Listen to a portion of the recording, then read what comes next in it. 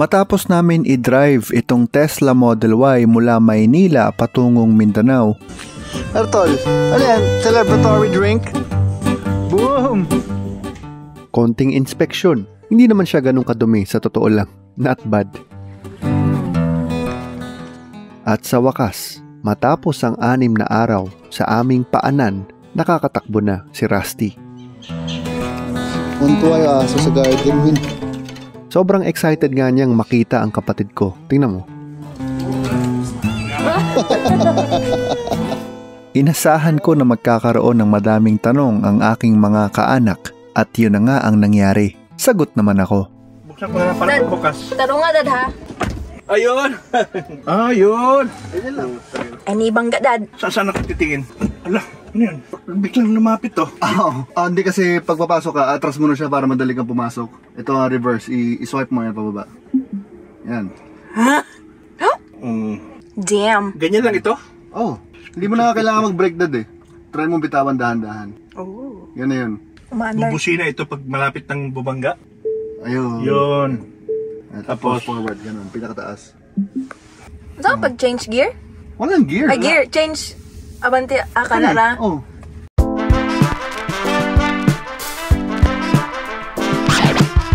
Okay, press and hold the brake. Tapos, so swipe ka. Where do you wanna go? Forward or reverse? Siyempre, reverse. Sige, swipe down. Okay, hindi mo na kailangan mapak sa brake, ha? Pwede na ako, boyan. Sure? Hindi mo lupad. Yan na, ready ka na mag-drive. Dito na nakatingin. I-ring, ha? May i-ring, ha? Di lagi siya makita, diri. Ay, actually, kita niya, pusa.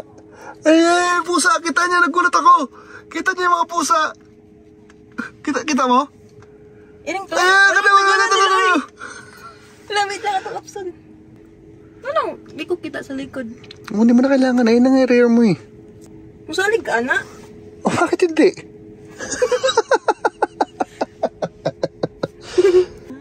Dalihan agad, oy. Diba? That's why you're driving. Okay.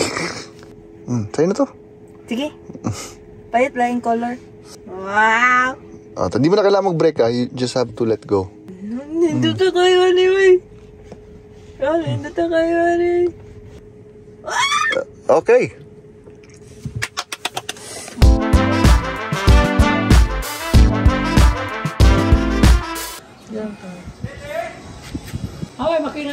Lagi.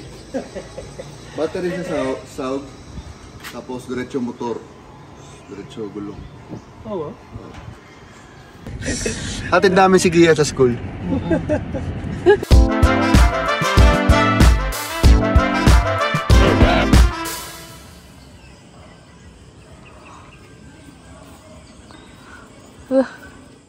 Hindi ako makapaniwala na umabot mula BGC ang sasakyan na ito hanggang dito sa aking home province, ang Misamis Occidental. At habang nasa Mindanao, ang unang dinrive namin ay ang patungo sa sitio Tonggo, Barangay Namut, Tudela, Misamis Occidental.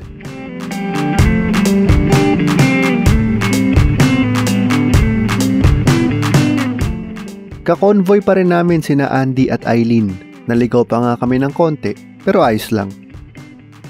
At nabilib na naman ako sa spatial intelligence ni Charlene. Pakinggan nyo ang very nostalgic memory niya. We're here. Kasama din ang pamilya Makalisang.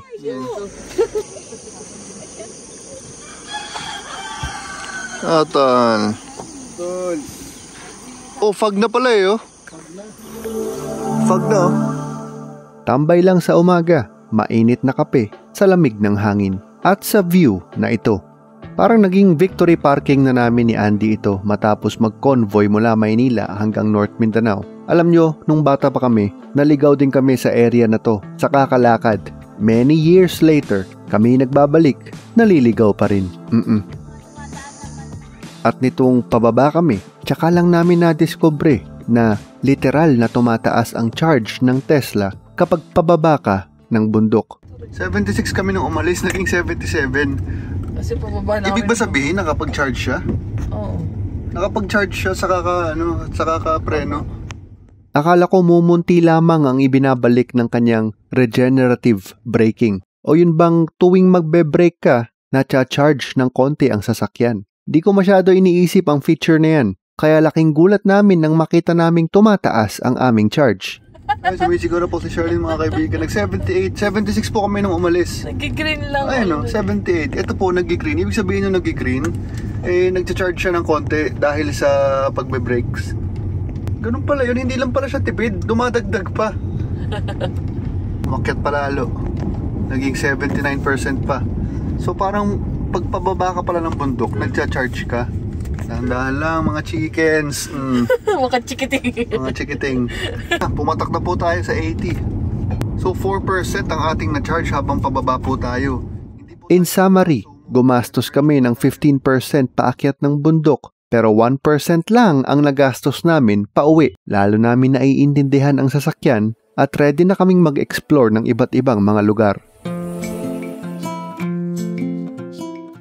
Ito ang municipality ng Jimenez sa Misamis Occidental. Itinutulak na maisali sa UNESCO Heritage Site. Meron po itong 100 plus na ancestral homes, pati na rin ang simbahan na to, ang St. John the Baptist, na mahigit kumulang 170 years old na.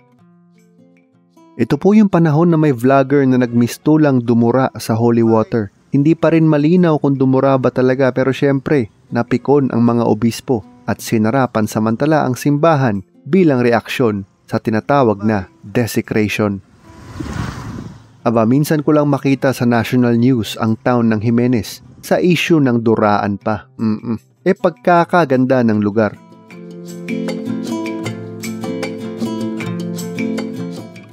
At pagkakaganda ng kalsada.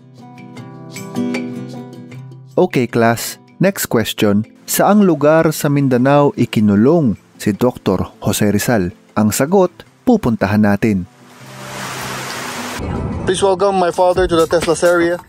Narito na ang Tesla footage ng papa ko. Isa siya sa mga tao na matuturing kong super driver dahil marunong magkalkal ng makina at kaya mag-drive ng delivery truck ng Coca-Cola. Nag-uwi na yan one time. Kaya naman it's a compliment na na-enjoy niya ang pagdadrive nitong Tesla Model Y. Ganda ng kalsada oh. Asa tayo? Lapasay na?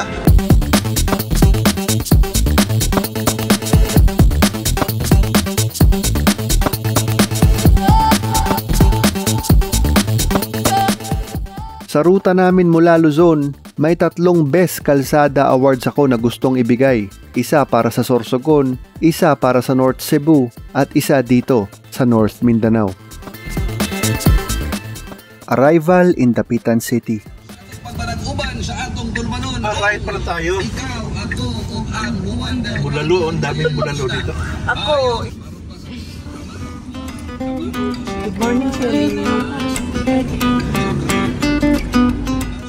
Narito ang City Hall ng Dapitan City na pang landmark talaga ang datingan. Lunchtime na at ang sadya talaga namin ay yung Inato ni na para bang floating resto ang trip. Ilang beses na naming napuntahan yun. Kaya lang ayon sa mga napagtanungan namin, mukhang nagsara na sa location na to. Hay, ako'y nalulungkot pero ayos lang din. Baka oras nang magdiskubre ng bagong paboritong kainan sa Dapitan City. At kapag gutom, nagiging pang-warrior ang mga linya ng papa ko. Kalasan yung mga mata nyo ha. Baka, you know, yeah. Pero sayang yung pinunta natin. Nahanap namin itong kamaya ni nanay. Alam nila mama to kasi paborito ito ng lolo ko noong aktibo pa siya. At dagat ang view sa labas. Minsan nga nakikita ko si Jose Rizal dyan. I mean yung picture ni Jose Rizal sa pera. Paparating na kasi parents ko. Hingi ako pambili ice cream. Ako na ang nag-drive sa kanila pabalik ng Misamis Occidental. At nagmerienda kami dito sa George sa Oroqueta. Uy. For now, goodbye Oroqueta, ang capital ng Misamis Occidental. Autopilot in Osamis. Heto na, pakita ko na sa inyo ang lugar kung saan ako ipinanganak, Osamis City. habang sinusubukan namin ang Tesla Autopilot dito sa isang palaging maluwag na diversion road. Basta lumiko kayo sa akin.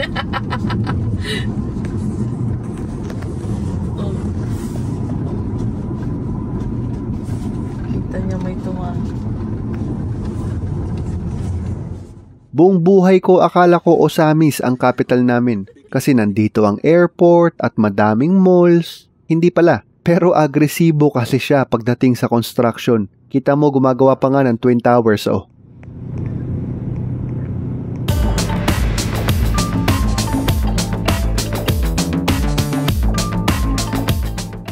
Chicken ati-atihan, may iba't ibang branches. Isa sa mga paborito naming brand dito sa Misamis Occidental.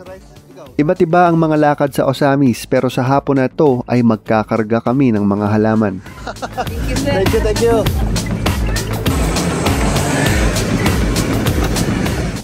Halaman at glass roof. Nursery yata itong nabili namin. Yan ang isa sa mga pinakatungkulin ng aming Tesla, ang magkarga ng halaman. Pero kahit sanay na kami, minsan nakakangilo pa rin at baka magasgas ang interior. Ay! Walang tinik yan, ano? Boom! And so, kailangan namin palagi linisin ang nursery, ang sasakyan. Wow! Ginawa mong wheelbarrow with Tesla eh. Oh well, anong magagawa? Mga hardinero kami. Dapat, hardinero din ang sasakyan. Sa punto na to, nasa may 4-month-old na ang Model Y namin at may mga nadidiskubre pa rin kami, lalo na ako. Oh, ilang buwan na to sasakyan. First time na naman nakita ko na may ganyan pala. Ayun parang may table pala. Oh. Lagyan ng drinks. Ayun lang nalaman ni Luis. Pabalik-balik ng Osamis ang Tesla na to. Na-memorize na nga namin ang konsumo mula Sinakaban Town. Kapag makulimlim, siguro ang 5 to 8% one-way ayos na. Pero kapag maaraw at mainit, mga 10 to 15% one-way ang magagamit sa battery. Football. Ganda ng pine tree, no? At dahil hindi kami madalas sa area na to, humingi na kami ng tulong sa navigation ng Tesla na base pa rin sa Google Maps. Pinatungan lang nila ng features. Pwede naman, pero kinainan nila na. Ganda, babe. Ganda ng view nila sa likod. Wow. Hindi, meron dito kami madalas eh. Wow, ganda. Punta tayo dito, Daan tayo kasi Tapos kape tayo dyan. Oh my God. Kapag ganito ang view, masarap magkaroon ng sweet moments. Lumera kayo ako. Sweet corn. Pwede utang daw. Pwede utang. Isa pa.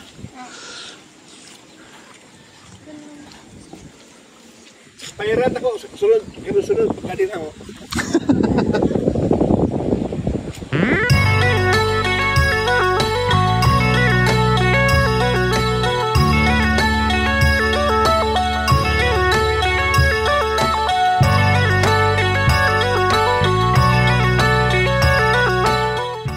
Napakaganda ng tambayan na yon sa gala at masarap balikan. Pero baba na muna tayo at dahil pababa na naman, mauulit na naman ang pagcha-charge ng sasakyan habang umaandar.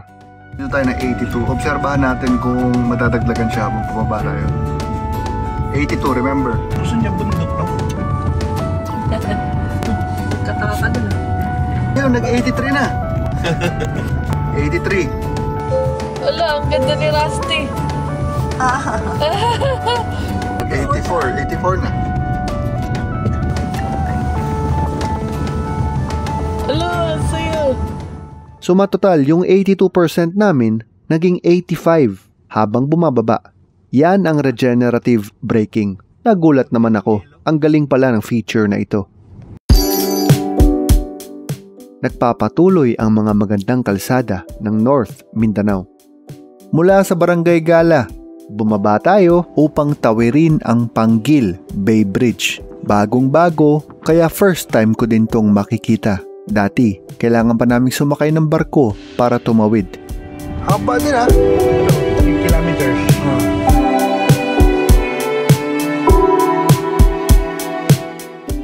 Aba, ang galing. Pagkatawid ng tulay, nasa ibang probinsya na kami, Lanao del Norte, specifically the municipality of Tubod. Meron lang binili si Charlene sa Gaisano Tubod at naghintay lang kami ng papa ko sa sasakyan. Alam niyo po ba na kapag ginawa mong tirahan ang Tesla at hindi ito pinatakbo o yung bang nag-camping ka sa loob ng sasakyan, as in aircon lang at TV, 10% ang makukonsumo mo sa loob ng 24 oras. Siyempre, depende pa rin sa init sa labas. Okay, uwian na. Halaman again.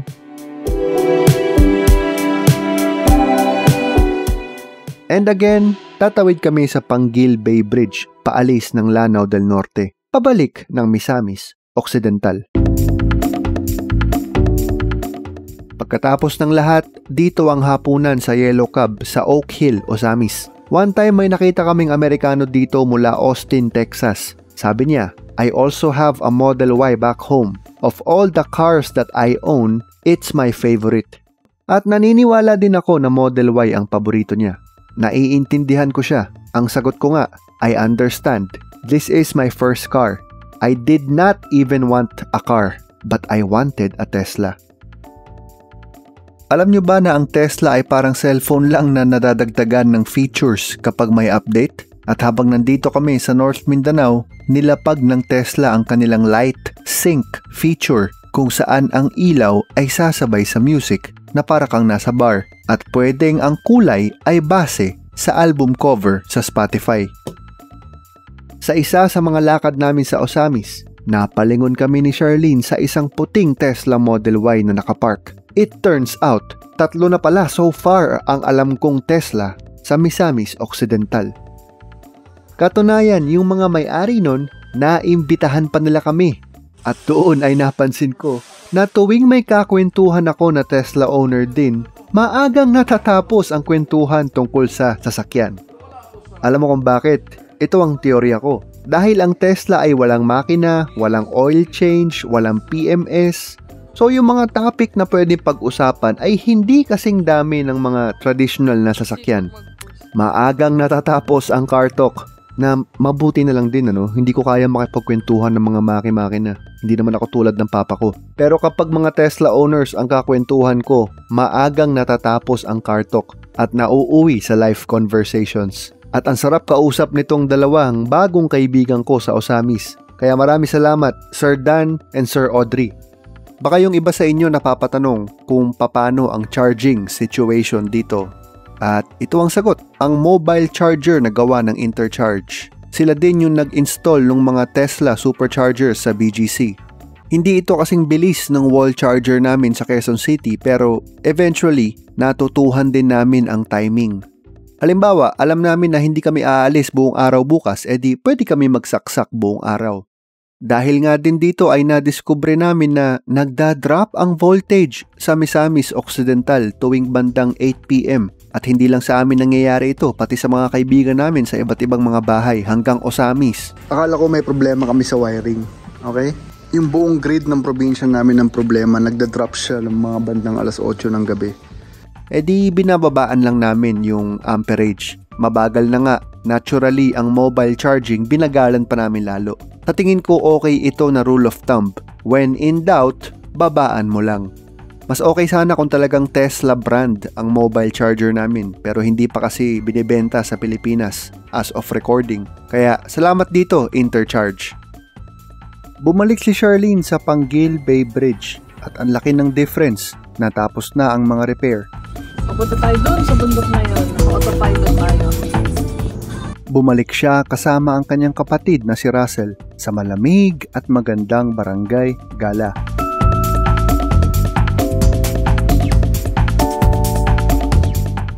Salamat sa pagnood nitong Tesla serye.